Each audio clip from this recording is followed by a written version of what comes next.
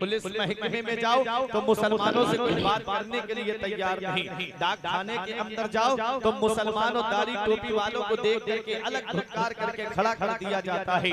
आप किसी भी महकमे में चले जाएं, मुसलमानों की कोई पूछगछ नहीं है। क्यों नहीं है? कभी इस पे गौर किया है आपने? कभी इसके असबाब व इलल पे गौर किया आपने कि आज मुसलमान जलील व ख्वार क्यों हो रहा है? आज मुसलमान जिल्लत और रुसवाई की जिंदगी क्यों गुजार रहा है? मुसलमान जो आज जिंदगी की अपनी जिल्लत और रुसवाई की जो जिंदगी गुजार रहा है, इसकी वजह यह है कि इसने तरीक़े मुस्तफा को छोड़ दिया है, इसने नबी के बताए रास्ते पे चलना छोड़ दिया है। आज इनकी जिंदगी को देखो, जो 2.5 घंटे की फिल्में बैठ करके देखते हैं और 15 मिनट नमाज में लगते, मस्जिद के अंदर नहीं जाते, अल्लाह की इबादत नहीं करते। देखो आपको अल्लाह ने दुनिया में भेजा किस लिए था? अल्लाह ने अपनी इबादत के लिए तुम्हें दुनिया में भेजा था। आज उसी के लिए तुम्हारे पास में वक्त नहीं, आज उसी के लिए तुम्हारे पास में टाइम नहीं। इतना याद रखना नौजवानों, ये जिंदगी जो तुम गुजारते फिर रहे हो, जब तक बाप का साया तुम्हारे सर पे है, तुम ऐशो आराम कर लो, मोबाइल चला लो। जिस दिन वो साया सर से उठ जाएगा, उस दिन तुम साये को तलाश करते हुए फिरोगे। ये अभी वक्त है तुम्हारे पास में, पढ़ लिख जाओ, अच्छे इंसान बन जाओ। ये अभी वक्त है, माँ बाप का साया तुम्हारे सर पे है। अभी तुम्हें जिंदगी सुधारने का मौका दिया है माँ बाप ने, लेकिन जिस दिन वो शजर गिर जाएगा, जिस दिन वो पेड़ गिर जाएगा, उस दिन साया तलाश करते हुए फिरोगे। कभी कभी गैर मुस्लिमों की बस्ती से गुजरना होता है तो उनके बच्चे शाम को मगरिब और इशा के दरमियान में उनके बच्चे किताबें लेकर के पढ़ते हुए नजर आते हैं। और कभी आप अपने इलाके में गुजरो, कभी खिजरपुर की गलियों में गुजरो, शाम के वक्त में देखना 4-4, 5-5 बच्चों की टोली लगी हुई होगी। कोई पबजी खेलता नजर आएगा, कोई स्टोमेन गेम खेलता नजर आएगा, कोई व्हाट्सएप चलाता है, कोई फेसबुक चलाता है। ये इनकी जिंदगी है। वो है वो किताबों में लगे हुए हैं, वो है वो पढ़ाई लिखाई में लगे हुए हैं, और ये साहब हैं कि मोबाइल चला के जिंदगी बर्बाद कर रहे हैं। अभी माँ बाप का साया तुम्हारे सर पे है, ऐशो इशरत में जिंदगी गुजार लो। जिस दिन वो साया तुम्हारे सर से उठ गया, उस दिन तुम साया तलाश करते हुए फिरोगे। फिर तुमको सिवाय पल्ला ढोने के कुछ नहीं दिखाई देगा, फिर तुमको सिवाय ईंटें होने के कुछ नजर नहीं आएगा। इसलिए अभी ये जिंदगी मोबाइल चलाने की नहीं है, तुम्हारे तालीम हासिल करने की है। ये जिंदगी अभी तुम्हारी पढ़ाई लिखाई करने की है, क्योंकि जिसके पास तालीम होती है, जिसके पास शिक्षा होती है, जिसके पास एजुकेशन होता है, जिसके पास में तालीम होती है, वो उस इंसान तरक्की करता है, वो इंसान तरक्की के मनाजिल को तय करता है। और जिसके पास तालीम नहीं, जिसके पास एजुकेशन नहीं, जिसके पास शिक्षा नहीं है, वो जिंदगी जानवरों की तरह गुजार करके एक दिन दुनिया से चला जाता है। आओ गौसे आजम का जिक्र सुनने वालों, गौसे आजम की जिंदगी कैसे गुजरी है। गौसे आजम तो वो अल्लाह के वली है, परवरदिगारे आलम ने उनको मादरजाद वली बना करके भेजा है। गौसे आजम पैदाइशी वली है। गौसे पाक की जरा जिंदगी का जायजा लीजिए। गौसे आजम जब मादरजाद वली है, उन्हें पढ़ने की क्या जरूरत थी, उन्हें तालीम हासिल करने की क्या जरूरत थी, उनको मदरसा जाने की क्या जरूरत थी। गौसे आजम ने दुनिया वालों को ये पैगाम दे दिया कि क्योंकि तरक्की मिलती है तो इल्मे दीन से मिलती है, बुलंद रुतबा मिलता है तो तालीम से मिलता है, बुलंद शान मिलती है तो तालीम से मिलती है। अगर तालीम तुम्हारे पास होगी तो बुलंद मकाम हासिल करोगे। और तालीम दीन होना चाहिए, तालीम शरीयत का इल्म होना चाहिए। आओ जरा देखो गौसे आजम की जिंदगी। 18 साल तक कस्बा जीलान के कुर्बो जवार में तालीम हासिल करते रहे, और 18 साल कि जब गौसे आजम हो गए, मदरसा पढ़ के आ रहे थे, रास्ते में बैल की पूंछ आपने पकड़ ली तो बैल इंसानी आवाज में कहता है, ए अब्दुल कादिर, अल्लाह ने तुम्हें खेलने कूदने के लिए पैदा नहीं किया है, अल्लाह ने तुम्हें किसी और काम के लिए पैदा किया है। आप अपने मकान घर पे आते हैं, मकान की छत पे चढ़ते हैं। शेख अब्दुल हक मुहद्दिस देहलवी लिखते हैं कि गौसे आजम जब मकान की छत पे चढ़े, अल्लाह ने सारे पर्दे हटा दिए, सारे हिजाबात हटा दिए। आप कस्बा जीलान में खड़े होकर के काबे का दीदार कर रहे थे, कस्बा जीलान में खड़े होकर के काबे का दीदार कर रहे थे। मेरा इमाम पुकार के कहता है, सारे अफ्ताबे जहां करते हैं काबे का तवाफ, सारे अफ्ताबे जहां करते हैं काबे का तवाफ, काबा करता है तवाफे दरे बाला। आबा करता है तवाफ़े दरे बाला तेरा कौन गौसे आजम है। आओ जरा गौसे आजम की जिंदगी देखो, गौसे आजम का मकाम और मर्तबा सुनने वालों, पहले गौसे आजम की जिंदगी के हालात को आप देख लीजिए। ये वही गौसे आजम है जो 17 या 18 पारों के हाफिज माँ के शिकम से पैदा हुए थे। हाँ हाँ मैं जानता हूँ, जब बाप नेक होता है और माँ नेक होती है तो औलाद भी परहेजगार होती है। जब बाप मुत्तकी होता है और माँ मुत्तकिया होती है तो औलाद भी मुत्तकी और परहेजगार होती है। ये तो आज हमने सोच रखा है, हम चाहे कितनी भी चोरी और डकैती करें हमारी औलाद नेक हो जाएगी। हम चाहे कितना भी खैनी और गुटखा खाएं मेरी औलाद बीड़ी और सिगरेट को हाथ नहीं लगाएगी। हम चाहे कितना भी जुए और शराब के करीब जाएं मेरी औलाद मुत्तकी और परहेजगार हो जाएगी। इतना याद रखना खिजरपुर वालों, आम के पेड़ पे आम आता है, जौ के पेड़ पे जौ आता है, लीची के पेड़ पे लीची आती है। दरख्त केले का हो और मैंने नहीं देखा कि उस पे सेब फल गया हो, मैंने गेहूं की फसल लगाई हो, कभी ऐसा नहीं देखा कि उसमें से धान उगाए हो। जैसा बीज होगा वैसा ही उस पे फल आएगा, जैसा पेड़ होगा वैसा ही उस पे फल आएगा। आज हमारे नौजवानों की जिंदगी देखो, जिनकी जिंदगी मोबाइल के स्क्रीन पे गुजर रही है, जो रात को भी मोबाइल फिल्में देख के सोता हो, जो सुबह को उठे तो गाने सुनता हो।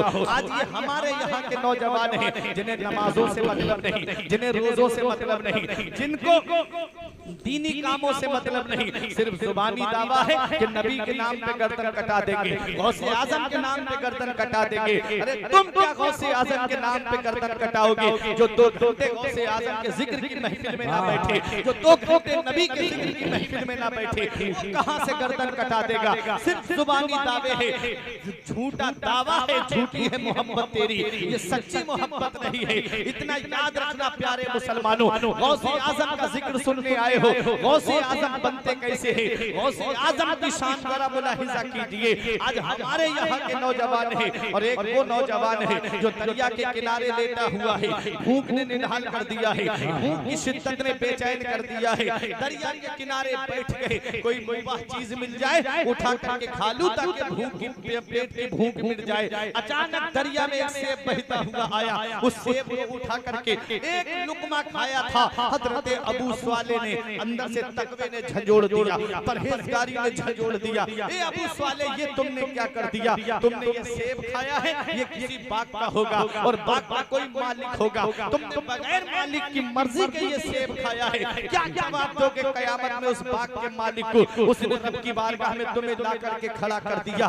ये तकवा था गौसे आजम के वालिद का, ये परहेजगारी थी गौसे आजम के वालिद की। आज हमारे यहाँ का हाल देखो, लोगों का कहना है पैसा हो चाहे जैसा हो, चाहे किसी की जमीन पे कब्जा करके पैसा मिले मुझे पैसा कमाना है, चाहे किसी का हक मार के पैसा मिले मुझे पैसा कमाना है, चाहे गरीबों की जमीनों पे कब्जा करके पैसा कमाना पड़े मुझे पैसा कमाना है, पैसा हो चाहे जैसा हो। इतना याद रखो प्यारे मुसलमानों, आका इरशाद फरमाते हैं जो जिस्म हराम माल से हराम ग़िज़ा से परवान चढ़ता है वो इस बात का ज्यादा हकदार है कि उसे जहन्नम में जलाया जाए। याद रखो प्यारे मुसलमानों, हराम ग़िज़ा अंदर जाएगी तो वो जिस्म जहन्नम का लुकमा बन जाएगा। हलाल माल खाओ, हलाल तरीके से पैसा कमाओ, हलाल तरीके से पैसा कमाओगे पैसा जरूर कम होगा, दौलत जरूर कम होगी, उसमें अल्लाह इतनी बरकतें अता फरमाता है कि तुम्हारी नस्लें खाएंगी तब भी वो पैसा खत्म नहीं। नारे तकबीर, नारे रिसालत, मसलके आला हज़रत, जश्न गौसुल वरा, सरज़मीने खिज़रपुर, हज़रत अल्लामा फुरकान रज़ा मंज़री साहिब किबला। गौसे आज़म बनते कैसे हैं देखो, ये गौसे आज़म के वालिद हैं, सिर्फ एक सेब खाया था वो भी पूरा नहीं, एक लुकमा तकवे ने झंझोड़ के रख दिया। अबू स्वाले माफी मांग लो दुनिया में, कयामत में क्या जवाब दोगे। कई मील का सफर किया पैदल चलते चलते और जब एक बाग के अंदर पहुंचे जहाँ अल्लाह का वली बैठा हुआ था, आने वाला भी अल्लाह का वली है, जो बैठा है वो भी अल्लाह का वली है। फौरन जाकर के उनको सलाम किया, बुजुर्ग ने सलाम का जवाब दिया। कहो नौजवान कैसे आना हुआ, कहते हैं मैंने आपके बाग में सेब खा लिया है, उसकी माफी के लिए आया हूँ। बोले कहाँ से आ रहे हो? बोले इतनी दूर से आ रहा हूँ। बोले इतनी दूर से सिर्फ एक सेब की माफी के लिए? आपने उनकी पेशानी पे नजर डाली, सर से लेके पैर तक देखा। आने वाला भी अल्लाह का वली और जो बैठा है वो भी अल्लाह का वली। और वलियों की शान ये है कि लौहे महफूज पेशे औलिया, औलिया के सामने लौहे महफूज होता है। जान गई ये कोई मामूली शख्सियत नहीं है। सोचा इससे अच्छा दामाद कहाँ मिलेगा, इससे अच्छा बेटा कहाँ मिलेगा। सोचा कि इसको अपने पास ही रख लिया जाए। कहा माफ तो कर दूंगा, दो शर्तें माननी पड़ेंगी। पहली शर्त ये है कि तुम्हें मेरा बाग रखाना पड़ेगा, और दूसरी शर्त पहली के पूरा होने के बाद बताऊंगा।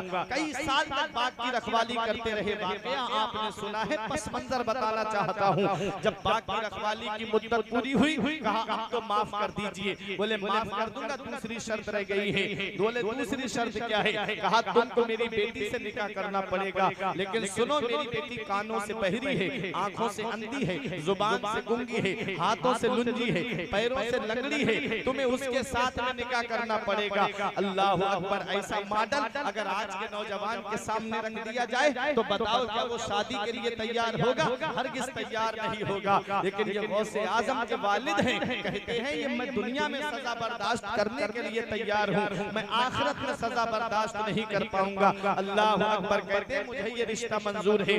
आपका निकाह हो जाता है। जैसे ही कमरे के अंदर गए, अंदर बैठी दुल्हन ने सलाम किया, उठ के खड़ी हो गई, बैठने का इशारा किया। फौरन कमरे से बाहर आके हजरत अब्दुल्ला सौमई से कहते हैं आपने किस कमरे में मुझे भेज दिया? जो बातें लड़की के अंदर बताई थी वो उसके अंदर नहीं पाई जाती हैं। उनकी तो आंखें भी सलामत हैं, उनके तो कान भी सलामत हैं, उनके तो हाथ भी सलामत हैं, उनके तो पैर भी सलामत हैं, उनकी तो जुबान भी सलामत है। तब गौसे आजम के नाना की आंखों में आंसू आए और कहा बेटा वही तुम्हारी दुल्हन है, जिस कमरे में मैंने भेजा है वही तुम्हारी दुल्हन है। लेकिन वजह बता दूं, जो बातें मैंने तुम्हें बताई है उसकी वजाहत ये है, मैंने कहा मेरी बेटी कानों से बहरी है, उसका मतलब ये है कि आज तक मेरी बेटी ने कोई हराम बात अपने कानों से नहीं सुनी है। मैंने कहा मेरी बेटी हाथों से लुंजी है, आज तक कोई हराम माल उसने अपने हाथ में नहीं लिया है। मैंने कहा मेरी बेटी आंखों से अंधी है, आज तक मेरी बेटी ने किसी गैर महरम को नहीं देखा है। मैंने कहा जुबान से गूंगी है,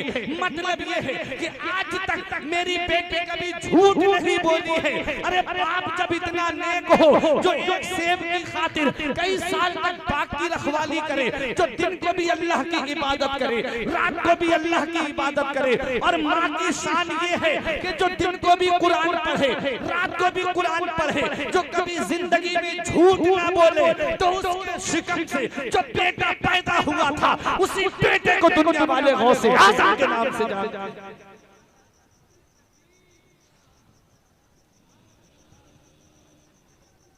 जिंदा या वाह। जो बच्चा उनके शिकम से दुनिया में आया, उसी बच्चे को दुनिया वाले कुतुब रब्बानी के नाम से जानते हैं, महबूब सुबहानी के नाम से जानते हैं, शहबाज लामकानी के नाम से जानते हैं, पीर लासानी के नाम से जानते हैं। उसी को दुनिया वाले कुतुबुल अफ्ताब कहते हैं, उसी को दुनिया वाले फर्दुल अफराद कहते हैं, उसी को दुनिया वाले सैयदुल असियात कहते हैं, उसी को दुनिया वाले सैयदुल अजियात कहते हैं। मेरा इमाम पुकार के कहता है वाह क्या मर्तबा ऐ गौस है बादा तेरा, ऊंचे ऊंचों के सरों से कदम आला। नारे तकबीर, नारे रिसालत, मसलके आला हजरत दश्ते गौसुल बरा, हजरत अल्लामा फुरकान मंजरी साहिब किबला, सरजमीने खिज़र। जब बाप ने और माँ ने, बाप भी कुरान पढ़ने वाला, माँ भी कुरान पढ़ने वाली, तो बेटा 17 या 18 पारों का हाफिज पैदा होगा। देखो बाप नेक और माँ नेक, तो बेटा पहले दिन से ही रोजा रखता हुआ आया।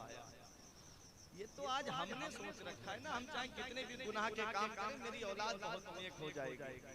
इतना याद रखना प्यारे मुसलमानों, जब बाप कुरान पढ़ने वाला होता है, बाप हुजरे से निकले सवारी पे बैठने तक पूरा कुरान पढ़ ले, जिसे मौला अली कहते हैं।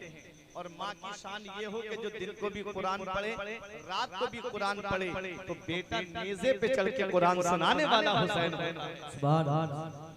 माँ बाप बच्चे का जहन सादा कागज की तरह होता है, चाहो तो उस पे गाने लिख दो, चाहो तो उस पे कलमा शरीफ लिख दो। बच्चे का जहन खाली बोतल की तरह होता है, चाहो उसमें शराब डाल दो, चाहो उसमें पानी डाल दो, चाहो उसमें दूध डाल दो। जैसा बच्चे को आप सिखाते जाएंगे बच्चा वैसा ही सीखता हुआ जाएगा। बचपन से उसे गाने सुनाओगे वो तो गाने गाता ही नजर आएगा ना। बचपन से उसके सामने गालियां बकोगे वो तो गालियां देता ही नजर आएगा ना। ये है ना, बच्चा माँ बाप को देख करके सीखता है, बच्चा अपने बड़ों को देख करके सीखता है। इसीलिए नबी ने इरशाद फरमाया, हदीस पाक है, अद्दिबू औलादकुम मिन सलासिल खिसाल, अपनी औलाद को 3 बातें सिखाओ। आका फरमाते हैं अपनी औलाद को 3 बातें सिखाओ। हुब्बे नबीयकुम, अपने नबी की मोहब्बत सिखाओ। सुभान अल्लाह, अपने नबी की मोहब्बत सिखाओ। और मोहब्बत नबी की कैसे दिल में पैदा होगी? नबी पे दुरूद पढ़ने से, अच्छी आवाज में नाते नबी सुनने से, कुरान की तिलावत सुनने से दिल में नबी की मोहब्बत पैदा होती है। दूसरी बात आका फरमाते हुब्बे अहले बैती, मेरे घर वालों की मोहब्बत सिखाओ, मेरे अहले बैत की मोहब्बत सिखाओ। और तीसरी बात आका ने इरशाद फरमाई व क़िराअतिल कुरान, और उनको कुरान की तिलावत सिखाओ, उन्हें कुरान पढ़ना सिखाओ। आज हम कुरान पढ़ना सिखाते हैं अपनी औलाद को। आप देखें ना, ये कुरान की तालीम का नतीजा है, ऊपर बैठे हुए हैं। और ये आप देखें जो कुरान की तालीम हासिल नहीं करते उनकी जिंदगी किस तरह से गुजरती है। कुरान की तालीम इतनी जरूरी है, अगर आपने औलाद को कुरान और हदीस की तालीम नहीं दी, दुनिया की कितनी भी बड़ी तालीम आप दें, वो औलाद अपने बाप को जहन्नम में जाने से पहले रब की बारगाह में खींच के लाएगी और कहेगी, मौला मेरा बाप मुझे भूखा रखता ये गवारा था, नंगा रखता ये गवारा था, लेकिन इसने मुझको जाहिल रखा, इसने मुझे कुरान की तालीम नहीं दिलाई, इसने मुझे हदीस की तालीम नहीं दिलाई, इसलिए जहन्नम में मैं अकेला नहीं जाऊंगा, अपने बाप को साथ लेके जाऊंगा। ये है कुरान की तालीम न सिखाने का नतीजा, ये है दीनी तालीम न देने का नतीजा। और बच्चा जब कुरान पढ़ा हुआ होगा, बच्चे के सीने में जब कुरान होगा, तो जब इंतकाल होगा तो वो बंटवारे की लड़ाई करते नजर नहीं आएंगे, बल्कि सरहाने बैठ करके सूरह यासीन शरीफ पढ़ते नजर आएंगे। इसलिए मरने से पहले अपनी तैयारियां कर लो। आज वो औलाद जिसे मोबाइल चलाने से फुर्सत नहीं मिलती, वो क्या तुम्हारी कब्र पर जाके पाती, जिसे आज व्हाट्सएप और फेसबुक देखने से फुर्सत नहीं मिलती, वो क्या तुम्हारी कब्र पे जाके कुरान पढ़ के आएगी। इसलिए मेरे अजीजों, इन्हें ऐसी तालीम दे के जाओ कि ये जब तुम्हारा जनाजा उठे तो मोहल्ले के लोग ये कह दें कि हाफिज कुरान के वालिद का जनाजा जा रहा है, एक आलिम दीन के वालिद का जनाजा जा रहा है। और ये कहा जाए लहद में इश्क रुखे शह का दाग लेके चले, अंधेरी रात सुनी थी चिराग लेके चले। सुभान अल्लाह। आलिमों को भी अल्लाह ने पैदा किया, लेकिन आज वजह क्या है? आदमी अपने बच्चों को हाफिज या आलिम क्यों नहीं बनाना चाहता? ये भी मैं आपको बताऊं क्यों नहीं बनाना चाहता। इसलिए कि बच्चा आलिम बन गया या हाफिज बन गया तो वो क्या करेगा? 2 कामों में से एक काम करेगा, या तो मस्जिद में जाएगा या मदरसे में बैठ कर पढ़ाएगा। और मस्जिद और मदरसे के हाल क्या है? अगर कोई इंसान का बच्चा पढ़ लिख जाए, ग्रेजुएशन हासिल कर ले, डिग्री हासिल कर ले, तो वो सोचता है कि मेरे बच्चे की जो जॉब लगे, जो नौकरी लगे, वो कम से कम 25,000 से ऊपर सैलरी होना चाहिए। ये उसकी सोच होती है। वो कहता है महंगाई बहुत ज्यादा बढ़ गई है, दौर बहुत ज्यादा महंगाई का आ गया है, 25-30 हजार रुपए में भी घर का गुजारा नहीं हो पाता है। लेकिन आज हम अपने कभी दिल पे हाथ रख करके सोचे कि आज हमने इमामों का हाल क्या कर दिया, आज हमने मदरसे के मुदर्रिसों का हाल क्या कर दिया। कभी इस पे हमने गौर नहीं किया। खुद के लिए तो ये चाहते हैं कि 30,000 40,000 मेरे बच्चे को सैलरी मिले। और आज जो इमाम 5 वक्त की नमाज हमारे यहाँ पढ़ाता है, जो सुबह को भी है, शाम को भी है, दोपहर में भी है, दिन भर दीनी तालीम बच्चों को दे, हमने उनके साथ में क्या मामला किया? 5,000 तनख्वाह देते हुए भी जो है वो हमारा दम उकसाता है, 6,000 की तनख्वाह देते हुए भी न जाने कितने मुक्तदियों के पेट में दर्द होने लगता है। ईद पर अगर कोई 1,000 कोई दूसरा मुक्तदी बढ़ा दे तनख्वाह, तो जुमे में न जाने कितने मुक्तदियों के पेट में दर्द होने लगता है। क्या जरूरत थी तनख्वाह बढ़ाने की? 5,000 बाजार में सही तो चल रहा था मामला, किस्म किस्म की बातें आज निकल के आ जाती हैं। यही वजह है कि अमीर अपने बच्चों को नहीं पढ़ाते दीनी तालीम। अमीरों के बच्चे आपको हाफिज नहीं मिलेंगे, अमीरों के बच्चे आपको कारी नहीं मिलेंगे, अमीरों के बच्चे जो है वो आपको दीनी तालीम में, आज के दौर की मैं बात बता रहा हूँ, पहले की नहीं बोल रहा हूँ मैं, आज के दौर में आदमी चाहता है कि मेरा बच्चा डॉक्टर बने, मेरा बच्चा इंजीनियर बने, मेरा बच्चा प्रोफेसर बने, मेरा बेटा आला डिग्री हासिल करे। मैं इन तालीमों का मुनकिर नहीं हूँ, कोई इनकार नहीं कर रहा हूँ, मैं दीनी तालीम की बात बताना चाहता हूँ कि जब दीनी तालीम बच्चे के पास होगी तो उसका मामला क्या होगा। तो अपने बच्चों को पहले कुरान की तालीम दो, हदीस की तालीम दो, फिर उसके बाद जो तालीम चाहो वो उसको तालीम दिलाओ, क्योंकि जब कुरान और हदीस की तालीम उसके सीने में होगी तो वो जब यूनिवर्सिटी में जाएगा तो कोई उसका ईमान नहीं लूट पाएगा, वरना ईमान के